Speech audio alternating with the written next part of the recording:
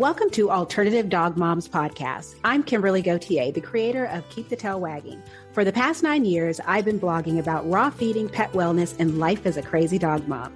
I've seen massive improvements in my dog's health since I started raising my dogs naturally, and I'm passionate about sharing my experience to help other pet parents.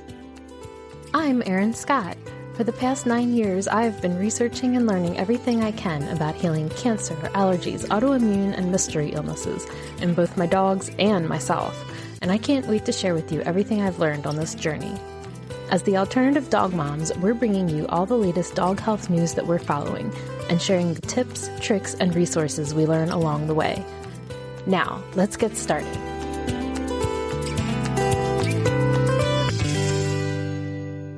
Hello, Kimberly. Hello, Erin. How's it going?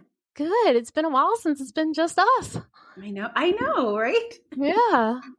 It's like, what in the world will we possibly talk about? Oh, I feel like there's so much to catch up on. So, how are the dogs?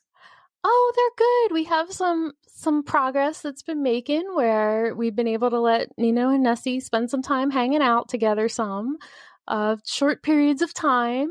And they've been sunbathing by the front door. They've had some yard time.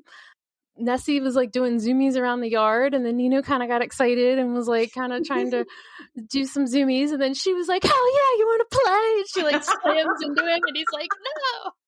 And he like went and ran behind Tim, and we were like, "Oh, okay." So anyway, that's like kind of the dynamic between them. But I feel like we're making a lot of progress, and I'm really happy. That's good to hear. Like, I feel like I'm less hypervigilant. I don't have to be as hypervigilant. So that is a good feeling. Yeah. Zoe and I play soccer now. And it's just, I call the game soccer. And I have these little balls. I think they're from, what is it? Jolly Pet. I think they're Jolly Pet balls. And they're really cool because they're perfect size. They can't puncture them. Are they red? Yeah, I have a red one and a green one. Nino loves the red ones. And they can get their teeth in them, but they never deflate or anything. Yeah. It's really cool. And so I will kick the ball and she'll run and grab it. And then she brings it back. She shakes it and she either drops it or she tries to get around me. So that's why I started calling it soccer. So she and I play this game every day. She loves it. I love it too. But one day I brought Apollo out because usually it's just either me and Zoe or I'll bring the girls out and I'll play with both of them. And I walk Apollo. And the reason why is because since we don't have a fenced yard, I can't trust Apollo not to go say hi to people on the trail. So I have to have him on a leash if I'm just going to have him out on the property. Anyway, so I brought him out because there is an area of the property, as long as I can keep an eye, like the neighbors aren't outside and they can't see the Centennial Trail, I can keep him occupied. But he decided he wanted to play this soccer game too. And Zoe was not having it. Aww. Because she was barking. Because he would race and because he's faster than her and grab the ball. And she would try to get her little legs to go a little faster, barking at him the entire time until he drops the ball. And then she'll take the ball and bring it back to me. And eventually he just comes back to me and sits on my feet because he was like, I wanted to play, but she keeps yelling at me. I know, and it's so funny because he's my biggest dog, and he's such just a sweet, lovable goober. And he was just like, she was just so mean. He's sensitive. It's just so hilarious. He did that when I took him up to hang out with a bunch of other dogs. One of the dogs kept bothering him. It's just a dog that he grew up with and he usually plays with, but it just kept barking in his face and moving him around. And he's just looking at him like, what is your deal? And it's so funny because Apollo will protect himself, but he's still just, he's a lover, not a fighter. So he just comes to me and just sort of leans into me, and I just turn around and, I yell at the other dog and it's like, stop beating up my dog. And the other dog's like, stops. I mean, he's a sweet boy, but it's just, they have different playing styles. And so it's just, I love how dogs interact with each other. Anyway, so I had an acupuncture conference this weekend. Yes, it was for veterinarians. For veterinarians. And I did not attend any of the sessions. I mean, I could have. I went there to help out Real Mushrooms at their booth. And I just took the breaks to work on my website. The funniest thing that happened was I didn't realize it, but I was writing an article and I was updating an article about mushrooms, and I was writing something about how I prepare mushrooms, and Dr. Rob was standing behind me reading. And then he comes and sits next to me and he's like, okay, so I was standing over your shoulder reading. And he's like, so what you want to do? And he gave me this entire thing. Oh, wow. And it wasn't that anything I wrote was wrong. He just, like, for instance, because I put in there that I saute or roast. He's like, you want to do it for at least 15 minutes. And he's like, you don't want to just chop up the mushroom. You want to chop it up finely. And so it was kind of a weekend of that. And it was so much fun. And so we had a good time together. That's great. So I was curious, like, these were all veterinarians that do acupuncture? I feel like it was all veterinarians, and it was a combination of a holistic and integrative. I don't know if they all did acupuncture, because I did get a couple of anti-raw veterinarians, and it wasn't really a raw discussion. It was just sort of like we would be talking, and I would bring up, that I make my own dog food, because as I'm explaining how I use the mushrooms, because a lot of them weren't familiar with using mushrooms with pets. So having those conversations, and I had a couple of, raw is very dangerous. And, it's the bacteria, you're going to make yourself sick and your dogs are going to be sick. And it was so hard for me to say, you know what, I've been doing this for over 10 years. I think I'm good, but I just said, no, I didn't even disagree. I just explain, I tried with one person, explain, like, this is what I did. This is what I do. I make sure it's balanced, blah, blah, blah. And they were perfectly fine with that. With the other person, nope, they were full of concern. And I just let them have their concern and just kept going, because it was really quite pointless. I wasn't there to argue or convince anyone, but it was shocking, because you think acupuncture, traditional Chinese medicine, you're going to be in a room full of like-minded people who believe in feeding fresh food. I didn't get a chance to go into, do you have a problem with cooked food? But I got the sense that it was just specifically the raw. Oh, okay. But it's funny is that whenever I do, those questions do come up, I'm always curious to know, how do they feel about, like, Darwin's or Solutions or all of these raw like food brands? Yeah. Like, are you concerned about them, or is it just the DIYers that are you concerned about? Do you somehow feel like we can't do it? But I've never really had that conversation. So, but yeah, that was unusual. But lots of people who did acupuncture on horses, and there are quite a few people who treated horses. I met someone who was a mobile vet, so they did house calls. So it was kind of a nice crowd. It was mostly women. Like, I could probably count the number of men there on one hand, but it was probably like they said about 100 and something people, but it was primarily women. That doesn't surprise me. Yeah, it's one of those where when you see it, it's just like, huh. It was just like, even with all of the vendors, Dr. Rob was the only man. Really? Mm-hmm. Wow. Yeah. So it was a fun event. It was a nice weekend. I was exhausted by the end of it. I'm sure. Didn't want to speak to anybody ever again after that. And I know that feeling. And it wasn't even like it wasn't like the pet ones where with the pet parents type of thing. It wasn't as social as that. But it was nice. It was a really cool event. So, yeah. Well, it was a cool experience. Yeah. Were there any other vendors or brands there that were new to you?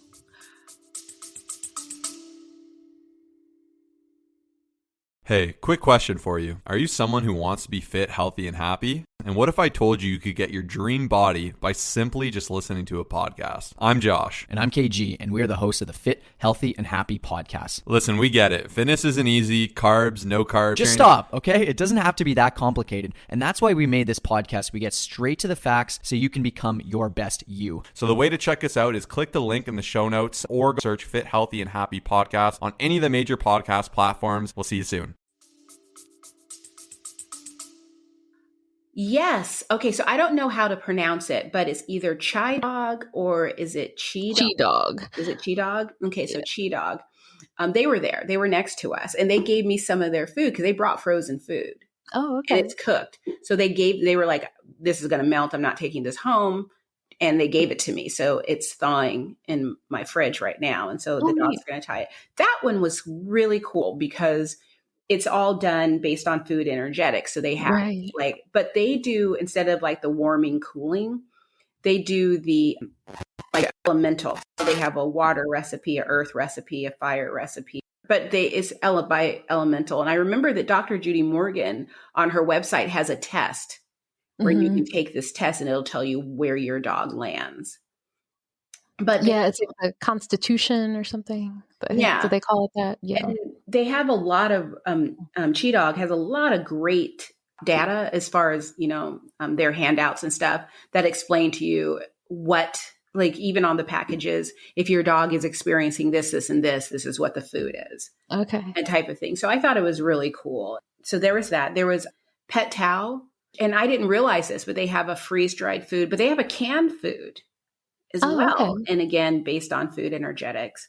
So they were there. There was a university that's on the East Coast. I think they said Florida, where you go to learn how to do acupuncture. I was considering buying, the one book that I wanted to buy was $250. Oh my God. The second book that I was considering buying was $125. And I was just sort of like, buy the book, buy food for my dogs. And it's like, and I ended up saying no and buying food for my dogs. That's the Chi University in Florida. Yeah. So there is that. So I had an acupuncture appointment this weekend, and I can tell you that I am earth deficient. Aha. Oh, Standard Process was there. Was there. And RX Vitamins was there. I had a very interesting experience with them. They have all their, what I found disappointing about RX Vitamins was that the person who was there didn't seem to be able to speak to their product line. So that was disappointing because you couldn't really ask her any questions to learn anything more because they had a lot of cool products that I was interested in. And she would, I was walking around and she was like, hey, would you like to check out this colostrum? But she couldn't tell me anything about like, where is it sourced? And it felt like, where is it? Expos and stuff. Like sometimes they'll just hire someone for the weekend and they'll get like a couple hour course on the product line and then they'll go and represent. It felt like that type of a situation. So that was disappointing. But otherwise it was, it was a kind of fun type of fun event, good food. And there was what's it called? Like an after hours type of networking thing. But I didn't attend. It was the first night I didn't attend because my drive to Seattle is about, it can be 45 minutes if no one's on the freeway. But if people are on the freeway, it's going to be an hour and a half. And when I drove home Friday, it took me 2 hours to get home. Oh my God. Yeah. So I left at a little after 3:00 and I got home a little after 5:00. Oh, wow. 5:15.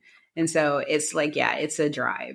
And it was just traffic. It wasn't like, must have been an accident, must have been this. No, it was just traffic. But Dr. Rob was like, the networking thing wasn't that big of a deal. And and I was like, I think a lot of people it's a long day. Yeah. And I think that I start wondering if a lot of people in the pet space are kind of introverts. Yeah, that's what I was just thinking. It's just exhausting at the end of a long day. And so, because even on Sunday, people were packing up to leave. Like the booths, we packed ours up. Like I was out of there at noon. Yeah. But the event didn't end until 2, but they were looking at the calendar like, oh, the last break is only 10 minutes. So everyone was like, okay, let's back up. And so people started packing up, and people who were in attendance, they had early flights, so they had to get home. And so by the end of the event, it was probably like at least half of the people were gone. So yeah, that's usually how it goes with those things. Yeah, on a Sunday, it's kind of hard. So, but yeah, it was a good event. I'm glad that I went, and it was nice to spend time with Dr. Rob and just soak up his knowledge about, basically mushrooms and CBD oil and just I even took pictures of Bella's legs, and I was like, look at her legs. They look funny. What do you think about this? And he's so generous with just information, because he was emailing me because I would have questions. He's like, oh, there's a study about that. And so he would email me the study. And so that was a lot of fun, just talking to him and that's awesome. learning from him. So that was great. So yeah, that was it. So, talking about the foods and the gently cooked and the anti-raw, it was actually making me think of the conversation we had last week with Daniel about the people who were seeding the scientific literature with all that anti-raw information. And it's the same people who were seeding the scientific literature with the DCM literature. What's so interesting, because when he said they all say the exact same thing, he was so right. Yeah. Because they hit on the exact same talking points. And what's interesting is the number of people that when you start asking them why they feel the way they feel, they have no answer for you. They just sort of like, because like one person did tell me that she would get super behind raw if there were actual studies that show that it worked. And again, I have so many responses to a comment like that, but I don't have the energy to convince someone. I literally just don't care. I'm convinced it works for me, and that's what I do. And honestly, like, let's face it, if there's one study that says it, they're just going to be like, well, there's only one study that says it. There's 715 studies. Something. Yeah, there's always going to be something. And also, it's like one person that I spoke to, she was saying things and she wasn't aware of the current information. And so, like she said things like, high protein diets cause kidney disease. And I didn't respond, but behind me, there was that's not true. There are whole studies that show that that's not true. I'll be happy to send them all to you. But she was like, all of the arguments that she had, it's like she was given this narrative and that's it. She didn't look into it. She didn't follow up on it. And the thing about it is, I was talking to several of the veterinarians said this, which I knew is I don't have time. I don't have time to keep up on the latest and greatest of anything. I am busy with my practice and I'm busy with all these things. And it's just sort of like, hey, I get it. But it's like, if someone tells you that something isn't true, shouldn't you? And I think they think, well, if it's something that's that big of enough a deal, I'll hear about it, right? I'll hear about it from the AVMA. I'm on some email list, and it's like, but again, where is that information coming from? That's just it. It's like they're cherry picking the information they want to share. So it's just sort of like, are you going to be aware? And so, yeah, that was disappointing. I had a funny experience with something like that recently.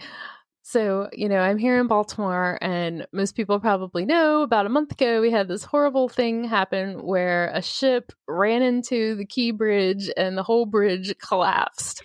And it made like national news. You're talking about traffic. Traffic here has been insane ever since that happened, because that shut down one of the ways you get through the state. Mm-hmm. And so now everybody's coming the other ways that were already busy anyway. So I was talking to somebody who, I think she actually lives out in your neck of the woods, like in Washington State. And it was the week that this bridge accident happened. And she's like, oh, where are you? You're in Baltimore. Yeah.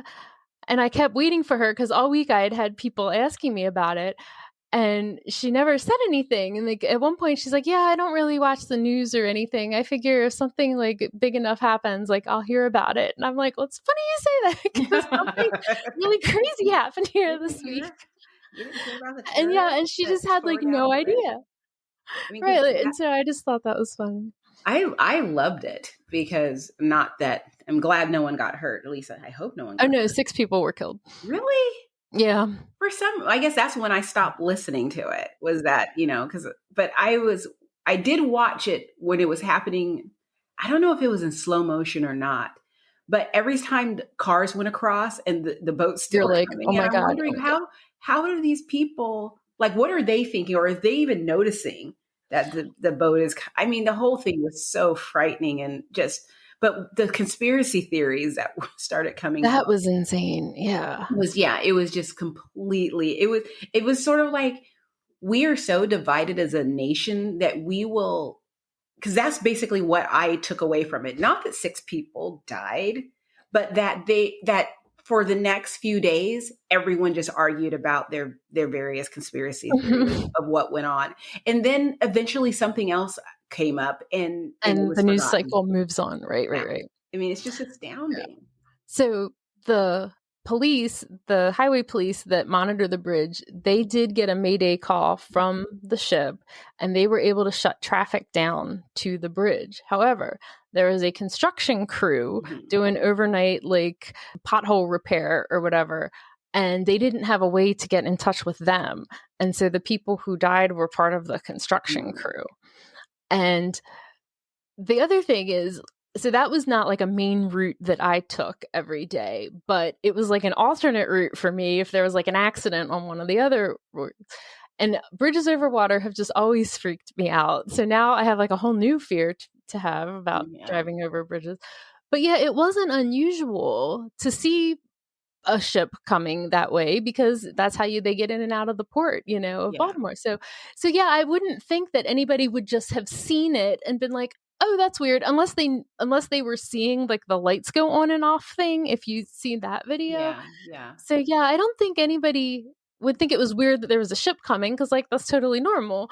I just keep playing it over. It's like, that was never like a thought in my head. Yeah. I mean, it's just like, just out of the blue. Oh, and by the way, a ship crashed into a bridge. Here's the video. And what's funny is when they talk about it, you feel like, oh, you mean like it just bumped into the bridge or something. When I was watching the video, as I'm watching it, when the bridge starts coming down, I felt like, what was it made of? Toothpicks? Because again, I mean, it's like 50,000 tons of steel. I mean, it was so shocking, just absolutely shocking. And I also kept waiting for it to stop, like only the part that it hit would have, but it just kept falling. And it was shocking. And yes, Johan and I were watching that for days, just watching it. Well, probably 2 days is when it was pretty much on the news. And Johan would be like, it's back on. They're doing it in slow motion. And so we sit and watch. And it was, I don't know what I expected. Like my biggest fears were always like, like if it was raining or if you're in an accident that somebody would like hit you and you'd go over the edge, or if it was like really windy, because sometimes they would have wind restrictions where you weren't allowed to go over a certain speed and you couldn't have like empty tractor trailers go over it because it was like a hazard. So like if it was like windy, that would always freak me out. Like that kind of stuff is what terrified me. Never in a million years was I terrified of the ship knocking the whole effing bridge down.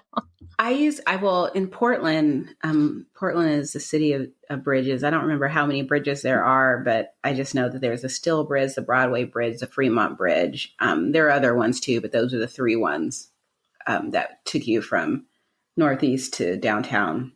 And I used to have nightmares about the bridges. And when I started driving, I got into an accident on the Steel Bridge, but I was just terrified of bridges.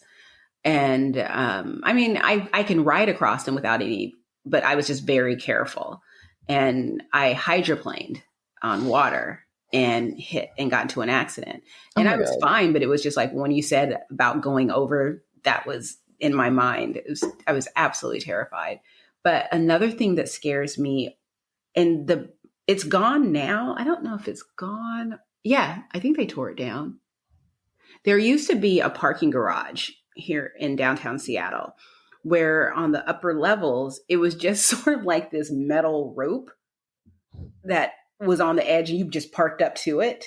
And I hated that parking garage. And if I parked in it, I parked like into the inside of it because my worry was being in the car and someone hitting me and me just going over the edge. Right. Recently, I don't remember what movie it was, Fast and the Furious. I feel like it might have been Fate of the Eight, where that happened, where a bunch of cars started flying off. And I was just like, oh, that's that garage in Santa. That's exactly what would have happened.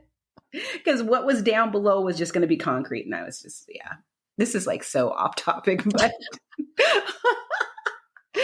Hey, we haven't had a catch up episode in a while. Okay. So another thing that, and it's funny because, so the whole recent thing with the bird flu that's been in the news brought to mind the canine flu or the mystery virus that was going around. That was all the news and then nothing. And all the news, all the Instagram reels, yes, all the everything.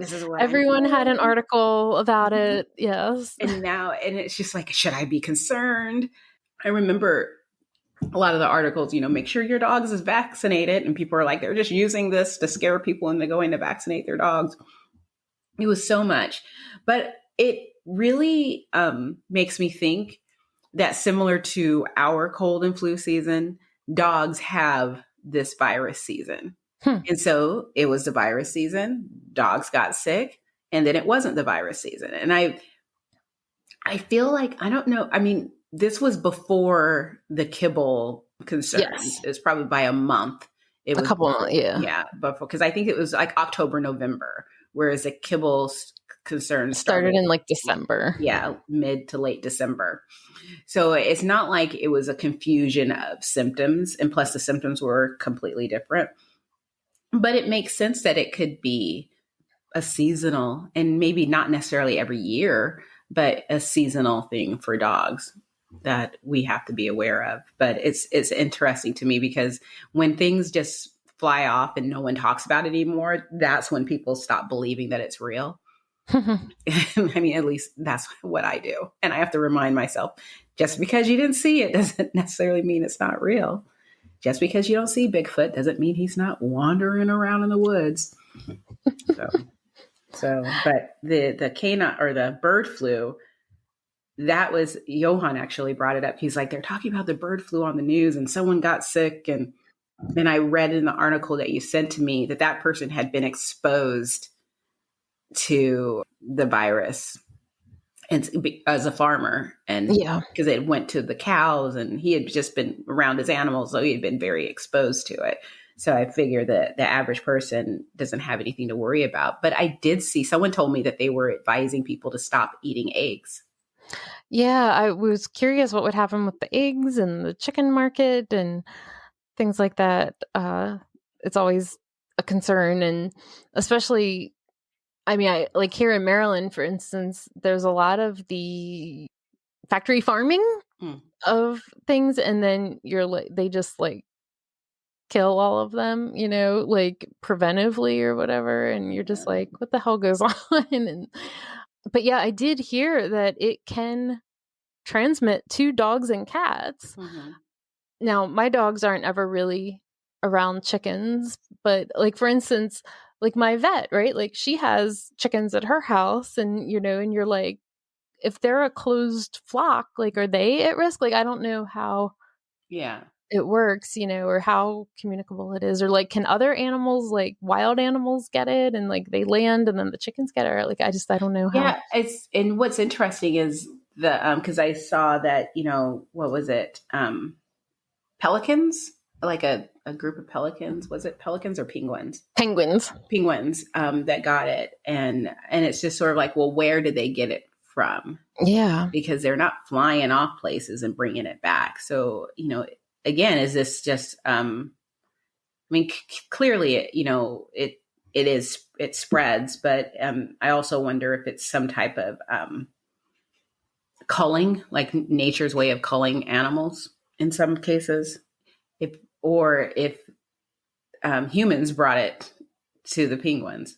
It's just, I don't know what's going on, but we don't have chickens, and I'm grateful now that we don't have chickens. I don't want them because I don't want the extra work. I just spent a lot of time preparing my garden, and that is so much work. And I'm doing like the bare minimum of gardening, and it is so much work. I don't know how people do, like homesteaders. They do it all, and it's just like, hats off to you. But I do know people who have chickens, and they haven't experienced any issues with their chickens. Not to say that they won't, but I started cooking my dog's eggs last year. Yeah. Not all the way through. I just cook them to cook the whites. And I don't do it actually because I'm concerned about the biotin blocker. I do it as a way to take the chill off of their food. So so it made me feel a little good, because it's like, I don't want to have to not buy eggs. Yeah. So much. Yeah, I have friends that have chickens, and honestly, the one thing that would really put me off of it is how much death there is. That it's not uncommon for them to lose chickens, whether it's to an animal, to illnesses, to one friend had like these little babies like shipped to her, and some of them like died in the shipping process or something, and like and I'm like horrified by like just how much death that there is in it, and I'm like, yeah, I'm not the one for that. Like, Yeah. So I have to do a little plug for this week's episode of Believe in Dog. I was approached by this woman who wrote a book about, it's a combination of research and her own experiences with her dog having canine cognitive dysfunction. And, it's also called like canine dementia. And she actually interviewed 50 different like world-renowned experts, including many of the vets who would be on our list of people that we've talked to or, would want to talk to. And she also interviewed human experts and researchers in the field of dementia and Alzheimer's to talk about the similarities between dementia in humans and dementia in dogs. And she put it all together in like a really like reader-friendly, user-friendly way that's not like all research and is like geared towards pet parents. And so it was really interesting to me. Like, for instance, it had never really occurred to me. Like, I knew that was a thing. And I have one friend in particular who went through that with her dog. But she also had a small dog that was like 14, 15, 16, like was really an older dog. And so I guess I'm always so focused on preventing cancer because that's been so many of my experiences that had never really occurred to me about dementia. And so I was curious if that was something that was on your radar at all. It is, only because again, like you, I know someone that had a dog that at the end of the life suffered with dementia. So with my dog's diet, I add things that support cognitive health.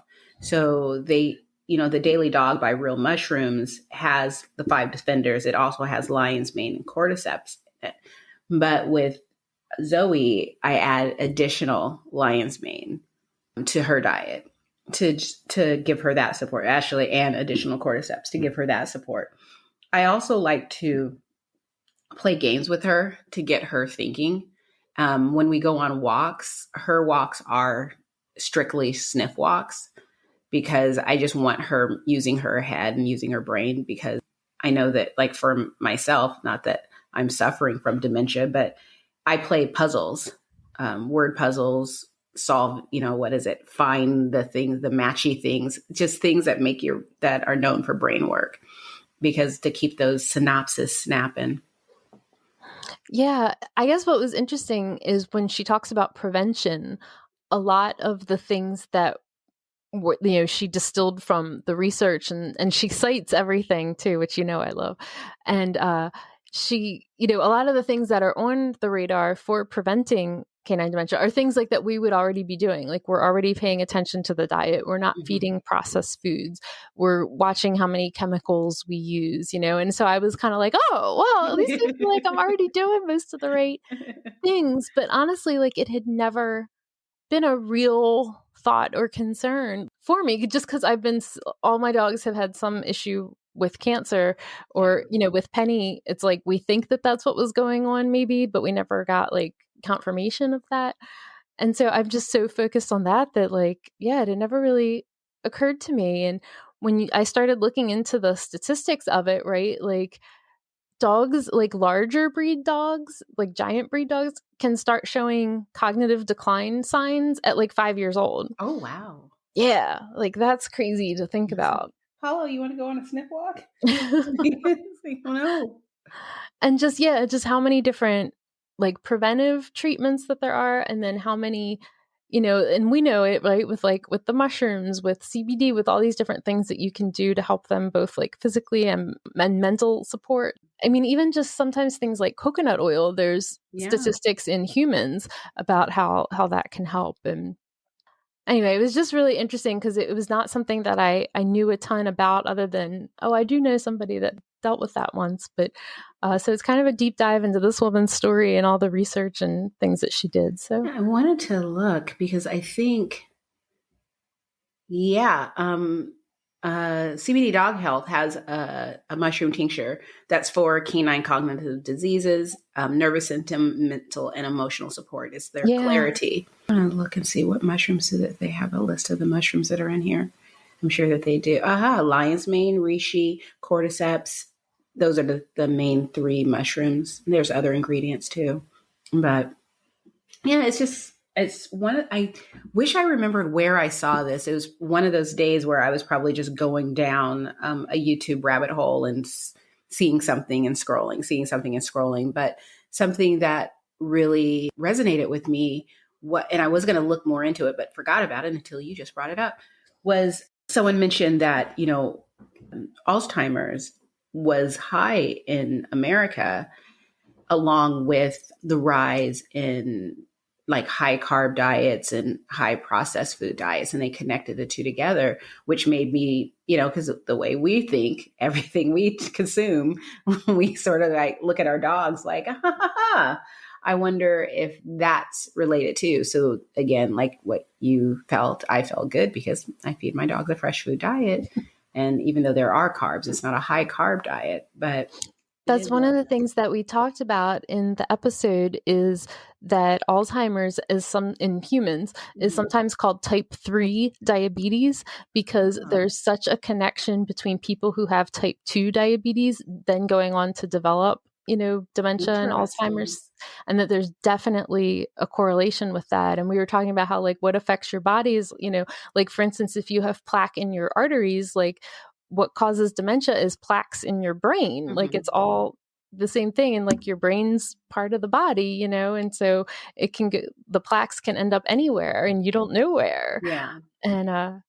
And I was like just talking some about my grandmother, I said, God willing and the creek don't rise. My grandmother will be 100 in August. She'll turn 100 years old. So she's 99 now. Wow. And it's really been in the last like 3 years, I'd say, that like she's gotten very muddled, that, it's more than just, she's old or whatever, and just the real slowdown has happened both physically and mentally, and how she'll like have the good days and the bad days. And, and my mom visits her like all the time in the, like kind of nursing home place where she is now.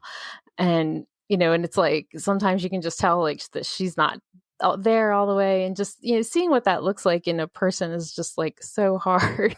Yeah. And then to think like, I've heard of people that, like their dog will like get lost in the corner of the room and there's been a couple times with Nino lately where he's like done something that's a little weird. And then I realized like, he's just like sniffing something or like a treat had rolled under something, cause I'm like, oh God, like it's happening. Why is he in the corner of the room? Did you guys talk about sundowners at all? Yes. Yeah.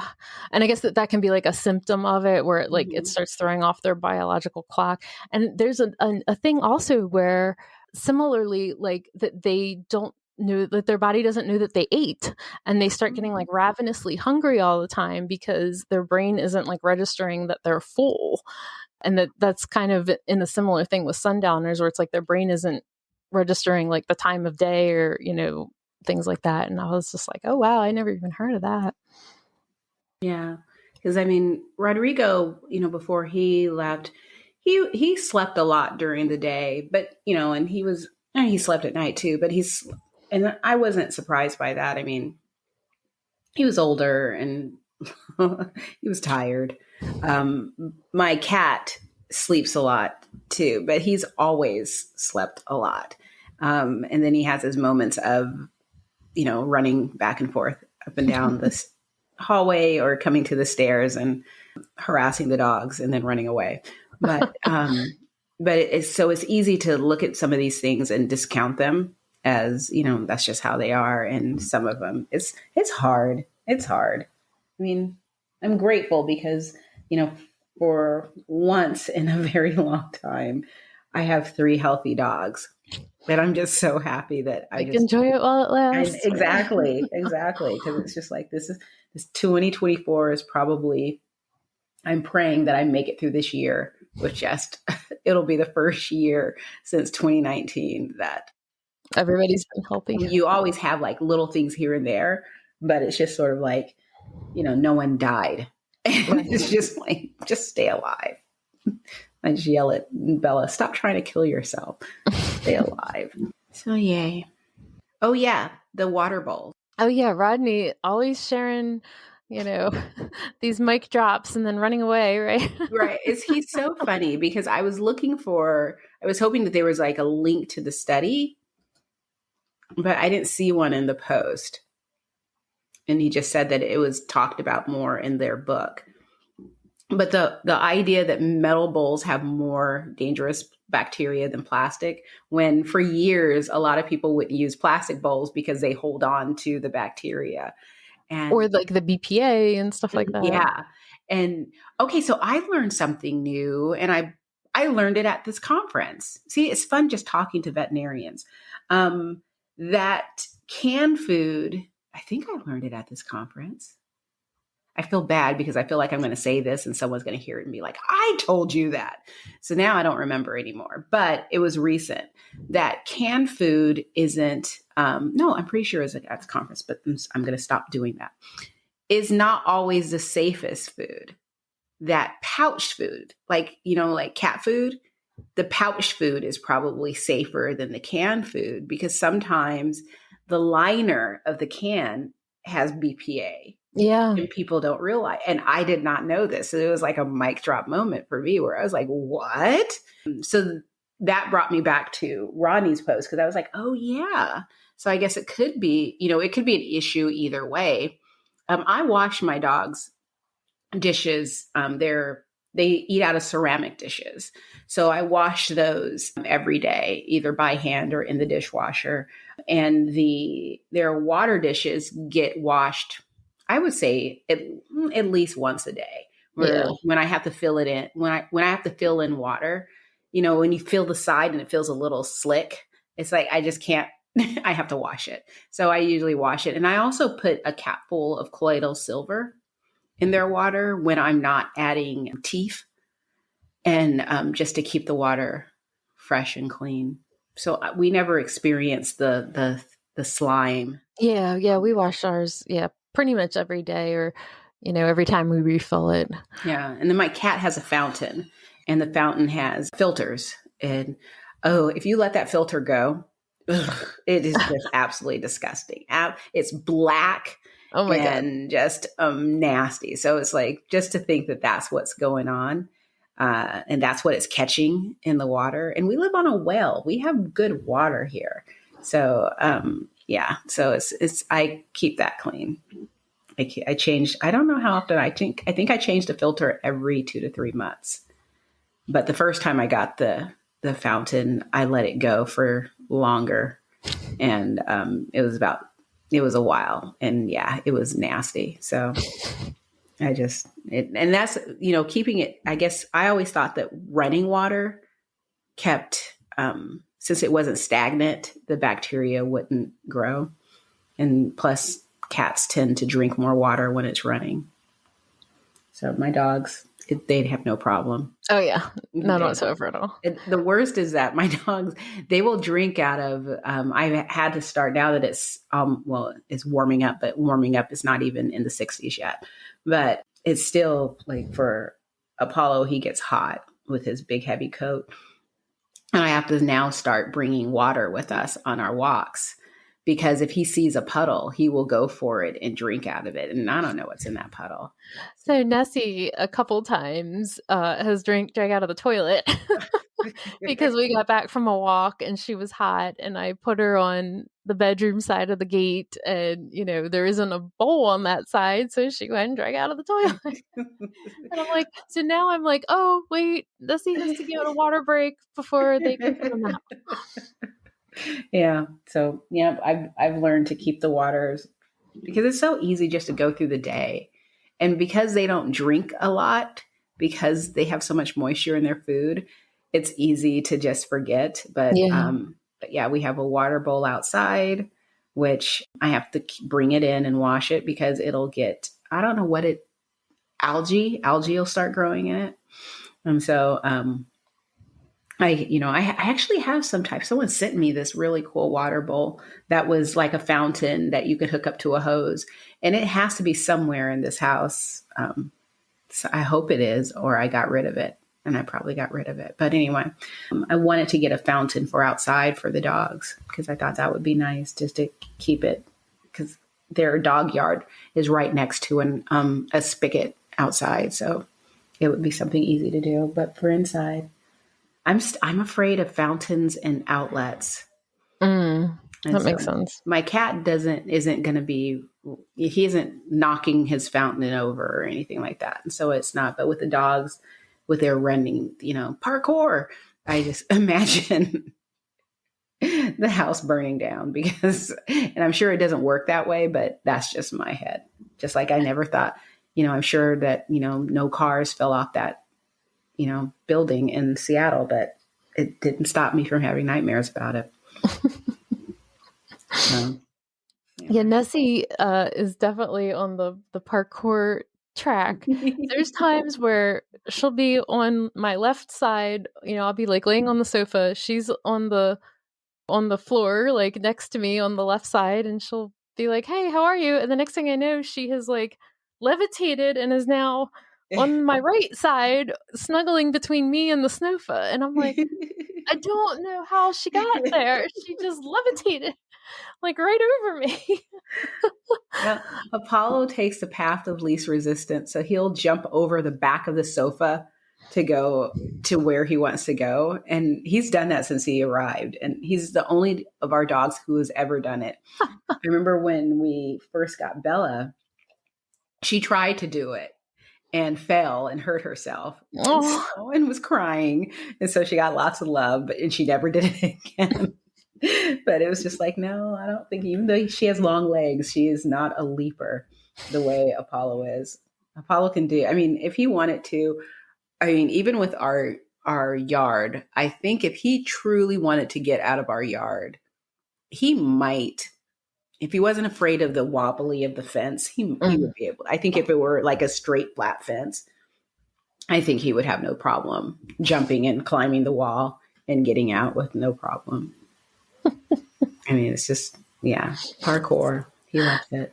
So I will say, I'm annoyed at myself that I didn't think to take a before picture of Nino, but he's been on the Myos for about a little over a month now, and he's definitely gotten muscle tone back, Nice. in his back legs, because he had been looking like a little skinny, like with his legs, and I'm like, oh, he's got some beef back on him now. That's good. Yeah. So Zoe is more active, more playful. She hasn't played soccer with me in probably a couple of years, and now she's just like, she's demanding to go outside and play. So yesterday she was like, because I usually take the girls out when Apollo goes for his walk. And she was not happy that I did not do that. And so I had to stop and go outside for 15 minutes and just kick the ball around with her. And then she was like, okay, I'm all right now. But yeah, she is doing really well. And, our walks are getting a little longer because we were down to probably a 1/4 mile walk with her and then up to a mile. And a few days ago, we went on a 1.5 mile walk. So it's just like, oh, this is good. And so she's not up for this was, of course, in 2020, she and I would go on 5 to 7 mile walks. So she's not up for that. But, I'm happy with the 1.5 miles or, so we'll do that. And then she comes inside and chills, and then we go out and we wander around the property, and she can do that, all day long. She's doing really good. But she's doing so good. She didn't have any muscle wasting. It was more what I'm seeing is the improved energy and mobility.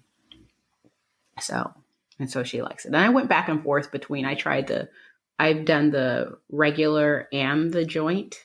Okay. And so now I'm just going to go back and forth because I like them both. And the joint, it comes in a container. So I just save the container. And I just mix the regular into it. So it's all into one container. Oh, okay. Yeah. Because the container is, you were on the email. The container, I think, is 7 ounces, but it's 7 ounces of product. But when you open it, there's plenty of room left. Right. So I had a little bit left of the muscle. And so I just poured it in there. It took some working with a knife to get it to mix stir it all up, yeah, and stuff. But I got it mixed up, and the dogs I give it to all 3 dogs because I figure, he said, 5 years old, Apollo's 5, and I do everything for Bella because her legs, she just has funky little long skinny legs, and her sibling had they're not quite sure what was going on, like whether it's neurological or just simply joint. But because we don't know if it was just one puppy in the litter and maybe the other puppies might develop it over time, I'm leaning towards it was just one puppy because I did speak to someone who has a puppy from an earlier litter. And the only things, we compared notes, and they both have anxiety. But as health issues, he hasn't noticed any health issues. So that gives me a little hope. But I still want to just give it to her just in case to give her the support. So I just don't give her as much as I do with Zoe and Apollo. Gotcha. Hi, sweetie. Hello. And she's right here because apparently I must be talking to her. Okay, so this is my sad moment. So I'm trying to build Bella's confidence. And over the past month, she hasn't slept with me 2 times, and it breaks my heart because I'm just sort of like, she usually sleeps like right here next on my neck. And it's funny because she's a 55-pound dog. She curls up into this tiny little ball and she's like right next to me. And one night she slept on her, I shared a picture of her sleeping on the double stacked round beds, holding her triceratops. One night she slept there, and one night she slept on a sofa. And it's just sort of like, on one hand, I'm really happy that she has this confidence and she isn't like right next to me. Cause like if I shift, she will shift. And there were times where I'm on the very edge of the bed because she's like, nope, you are not leaving my side. And so I'm happy that she's getting more confidence, but I was just like, it was kind of cute. So Nessie about gave me a heart attack one day last week. So at night, Nino sleeps in bed with us and we have the gate up. So Nessie, at first she was in the crate at night, but then when we started letting her out of the crate, she usually sleeps on the sofa. And I make like every night I like put the blankets in this little like cozy circle, and she'll kind of curl up right in the middle of the circle. And that's kind of been her little sleeping spot. So in the mornings I get up and I'm, brushing my teeth and all that stuff. And sometimes I'll hear her, like, she's like, oh, she's up. And she'll like meet me right by the gate. Or because, she's so obsessed with if there's rabbits in the yard, sometimes she's already at the back door, trying to check out what's going on in the yard.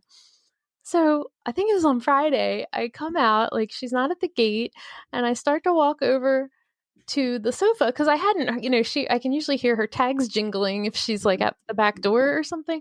And I hadn't heard her. So I like go over to the sofa and like, she's not there and the lights are still off. So I'm kind of like, oh, every once in a while she'll fall asleep on like the other part of the sofa. And I'm like looking like, oh, she's not there. And then I'm like, is she in the dog bed? Like, no, she's not there.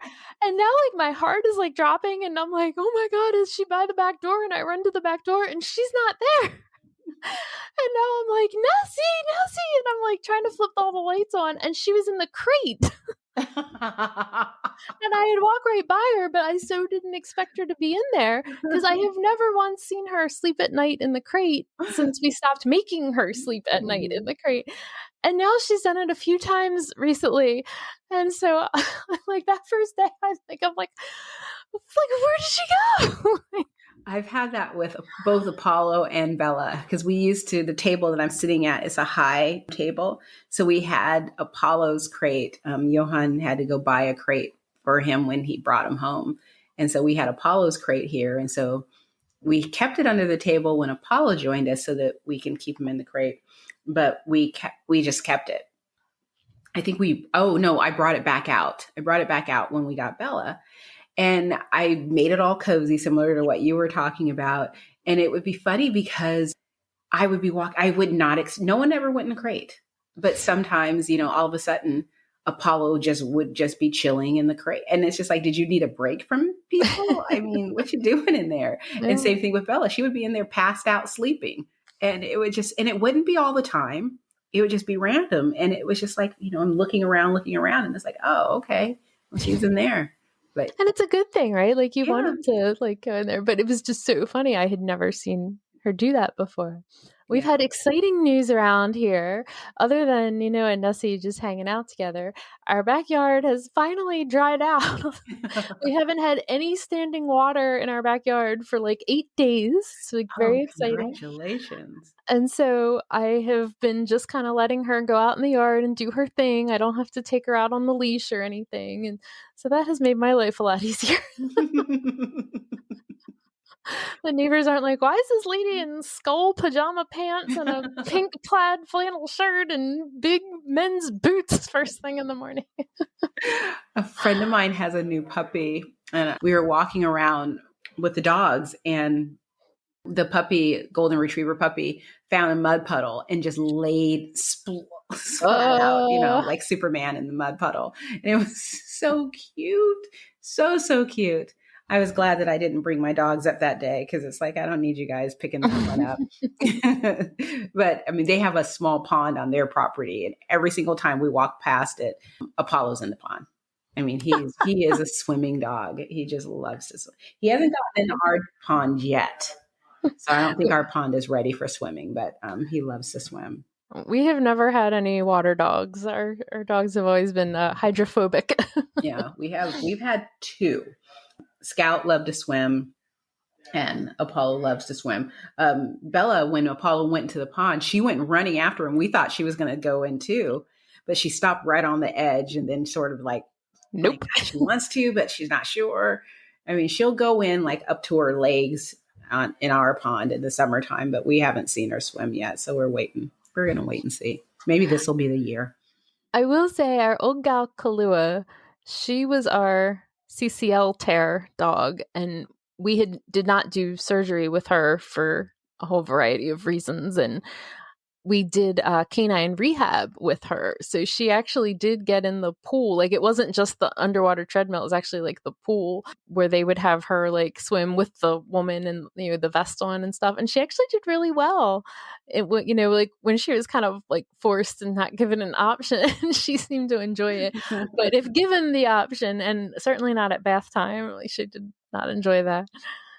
That was it's the closest we've come. And it was only like a handful of times. Yay. All right. Looks like that's all we've got.